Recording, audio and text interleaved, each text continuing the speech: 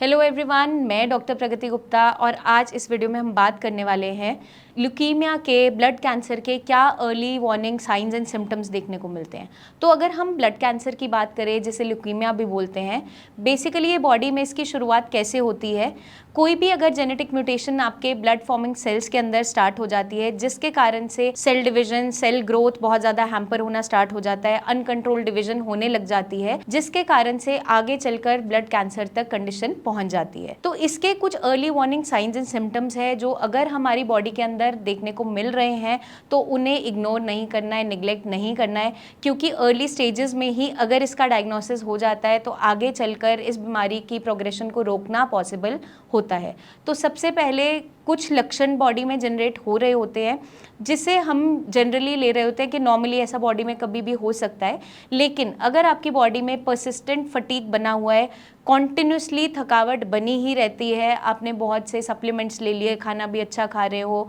Rest भी कर लिया, फिर भी वो थकान जा नहीं पा रही, तो उसको नज़रअंदाज नहीं करना है। हम अपने नियर बाय डॉक्टर से मिलकर उसके पीछे जुड़े हुए कारण को ज़रूर ढूंढना है, क्योंकि कभी कभार ये छोटे छोटे symptoms he alarming science and symptoms होते हैं बड़ी बीमारी का, तो कभी भी निगलेक्ट नहीं करना है। सेकेंडली, अगर परसिस्टेंट फीवर बना रहता है, बार बार बुखार आ रहा है और उसके पीछे कोई कारण नहीं मिल पा रहा, आपने कोई एंटीबायोटिक्स लिया, थोड़े टाइम के लिए सेटल हुआ, लेकिन दोबारा से वो कंडीशन बन गई है और ऐसा फ्रीक्वेंटली आपके साथ हो रहा है, तो ये भी अलार्मिंग साइन है कि आपकी बॉडी में कुछ ना कुछ ऐसा चल रहा है जो पकड़ में नहीं आ पा रहा। तो डॉक्टर से परामर्श जरूर लें और इसको सॉल्व करें कि क्या कारण है फीवर के पीछे, क्योंकि जब भी फीवर आता है तो बॉडी का वो एक तरीका है कि बॉडी में कुछ तो गलत चल रहा है, इसकी वजह से टेम्परेचर के अंदर राइज हो रहा होता है और ये लक्षण देखने को मिल रहे होते हैं। अगर आपकी बॉडी में विदाउट कोई इंजरी, कोई भी चोट नहीं लगी, ऐसी अचानक से ब्रूजिंग हो रहा है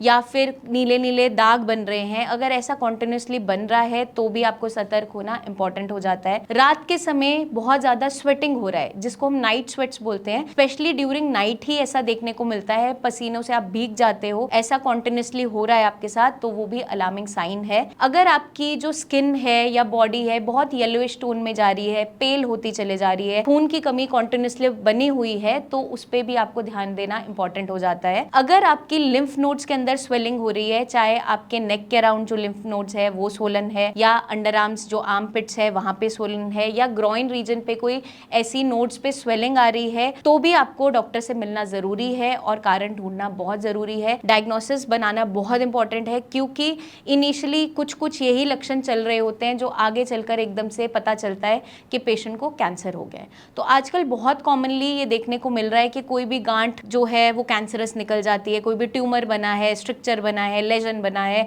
कोई भी आपके अगर अल्ट्रासाउंड करवा रहे हो उसके अंदर कोई भी लेजन आ रहा है, वो कैंसरस काफी हद तक हो सकता है। 90% केसेस में ये देखने को मिल जाता है, तो घबराना नहीं है, लेकिन टाइमली डायग्नोसिस बहुत इंपॉर्टेंट है। तो कभी भी ये सारे लक्षण जो मैंने आपको बताए, इनको बिल्कुल भी निगलेक्ट नहीं करना, इग्नोर नहीं करना है, ताकि आप आगे आने वाली बीमारी को पहले ही रोक सके और उसका सोल्यूशन ढूंढ सके। मैं उम्मीद करती हूँ कि ये वीडियो काफ़ी हद तक आपको एजुकेट करेगी, समझने में मदद करेगी कि early warning science and symptoms क्या क्या होते हैं। आपके माइंड में कोई और भी सवाल जुड़े हों, ज़रूर पूछिए, कमेंट करके पूछ सकते हैं, या नीचे दिए हुए नंबर्स पर टीम ऑफ डॉक्टर से कंसल्टेशन भी ले सकते हैं। जल्दी हम आपसे फिर मिलेंगे और भी बहुत सी ऐसी इन्फॉर्मेशन शेयर करते रहेंगे। तब तक के लिए अपना ध्यान रखिएगा एंड टेक केयर।